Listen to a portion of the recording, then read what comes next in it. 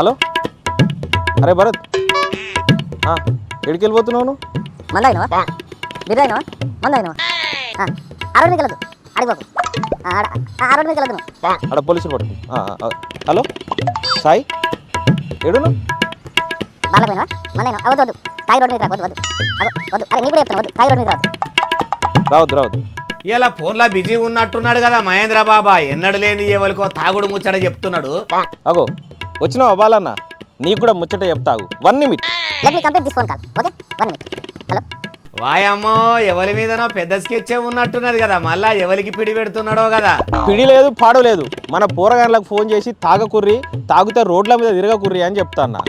ఎందుకంటే తాగితే వైన్స్లో పైసలు కట్టాలి, తాగి పోలీసులకు దొరికితే వాళ్ళకి పైసలు ఇవ్వాలి. గట్లున్నది ముచ్చట. ఏంది వైన్సుల మందు తాగితే పోలీసులకు పైకమియ్యానా? గట్టెట్లా? తాగితే వాళ్ళకెందుకు ఇయ్యాలి? తాగుమని సర్కారే పెట్టింది కదా వైన్సులు. అక్కడనే ఉన్నది అసలు మ్యాజిక్. జనాలకు బాగా తాగిపించి ఆమ్దాన్ తెమ్మని ఆబ్కారీ శాఖ వాళ్ళకి చెప్పింది కావచ్చు సర్కారు. అట్లనే తాగి రోడ్డు మీదకి వచ్చిరనుకో పోలీసు వాళ్ళకి పట్టుకోమని చెప్పి ఆడ కూడా పైకం వసూలు చేస్తారు. ఎటువంటి సర్కారుకి ఆమ్దానే వస్తుంది. జర ముచ్చటేందో మలి ముఖ్యమంత్రి రేవంత్ సార్ లెక్క కాకుండా మాజీ ముఖ్యమంత్రి కేసీఆర్ సార్ లెక్క చెప్పు. ఇంట్లో పెద్ద ముచ్చట ఏం లేదు. ఇది వరకు పొద్దుమీకి తాగి రోడ్ల మీదకి వచ్చిన వాళ్ళకు పుల్లలు పెట్టి ఫైన్లు ఎత్తురు కదా పోలీసు వాళ్ళు. ఇప్పుడు గది పొద్దుమీకి కాదు, యాళ్ళ పొద్దుగాల కూడా పెడతారట. అంటే నువ్వు ఆఫీస్కి పోయేటప్పుడు కూడా పుల్లలు పెట్టి తాగుతురా లేదా చూస్తారట. మరి గది అసలు ముచ్చట.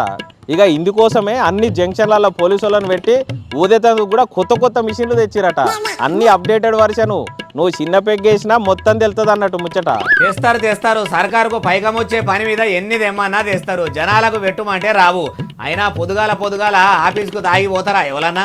మరి సర్కార్ కాడ పైకం లేదేమోనే 6 పథకాలు అమలు చేయడానికి.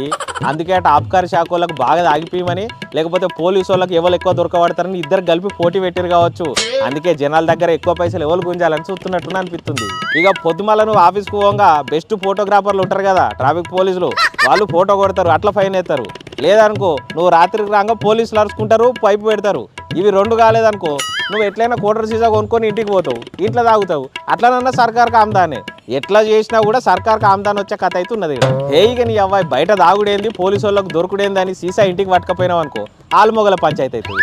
ఆలుమొగల పంచాయతీ అయినాక మొగుడు ఏం చేస్తాడు, ఇంకొక వాటర్ ఎత్తా ఇంకో సీసా తెచ్చుకుంటా అని బయటకు వెళ్తాడు. అట్లనన్నా దొరకబడతారు పోలీసు వాళ్ళు. అంటే మందు తాగి రోడ్డు మీదకి పోతే ఎట్లనన్నా పైకం కట్టాలి. తాగుడు బంద్ చేస్తేనే మంచిది అన్నట్టు.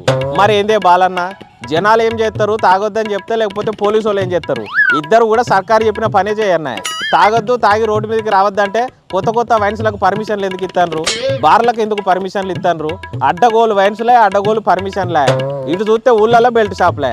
అవి బంద్ చేస్తే జనాల పానం కూడా మంచిగా ఉంటుంది కదా. మరి పైకం రావన్నా, ఇట్లా కావన్నా, అట్లా కావన్నా, సర్కారు ముచ్చటగా అట్లా ఉన్నది. మరి అబ్బో, సర్కారు నడిపించేందుకు సగం ఆమ్దాని తాగుడు మీదనే వచ్చే.